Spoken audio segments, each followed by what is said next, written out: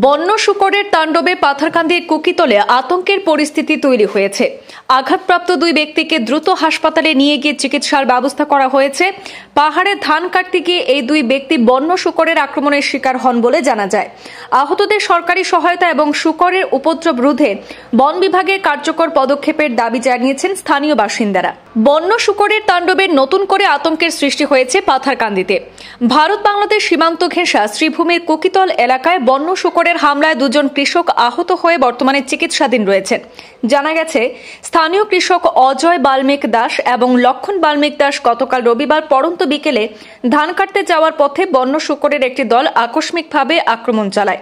চিৎকার শুনে এলাকাবাসী লাঠি ঝাঁটা নিয়ে ছুটে এসে শুকরদের দূরে সরিয়ে আহতদেরকে উদ্ধার করেন। তাদের মধ্যে একজনকে শ্রীভূমি সরকারি হাসপাতালে এবং আরেকজনকে পাথারকান্দি প্রাথমিক স্বাস্থ্য কেন্দ্রে ভর্তি করানো হয়েছে।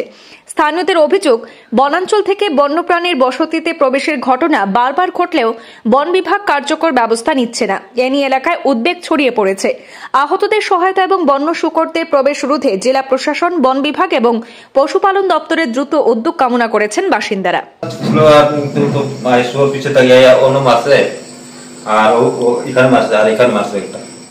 আমার নাম মহেশ্বর বাল্মিক দাস, আমার ভাতিজাকে রাজীব বাল্মিক দাস 4টার সময় হসপিটালে। আমি তো একজনকে দেখে নিয়ে একজন এসি আমি এখন কি যাই আমি তো এখন তার ব্যবস্থা কিরকম হইব কিটা হইব তার ডক্টর অফিসারে ওখান তো আমি তো পোস্টার অফিসে আছি। স্যারে কিছু তো পারমিশন দিছে না, স্যারে কিছু পারমিশন দিছে না, কইছে সিভিলে লয়ে গেলাম। এখন মুরাপি পাথারকান্দি হসপিটালে আছে। কি হইছে? আমার সন্ধ্যা আমি ধান কাটতে আসলাম আর কি। রাতে রাতে ইয়ে আয়া পড়ছে, আওয়ার পর আমি মানে দৌড় দিতে সময় হয়েছে। তোমার নাম কিটা? আমার নাম হচ্ছে অজয়। অজয় কিটা? ঘটনাটা কটার সময় হয়েছে? 4টার সময়। কয়টা হয়েছিল শুকর? শুকর কয়টা হয়েছিল? এ তো এখন তো 4টার সময় আছে, আওয়ার পর আমি তো ধান কয়টা আসিল? কয়টা? 3টা আছে। তারপরে তোমরা কি করলে? আওয়ার পর আমি আতঙ্ক আয়া তো আসলে নেই।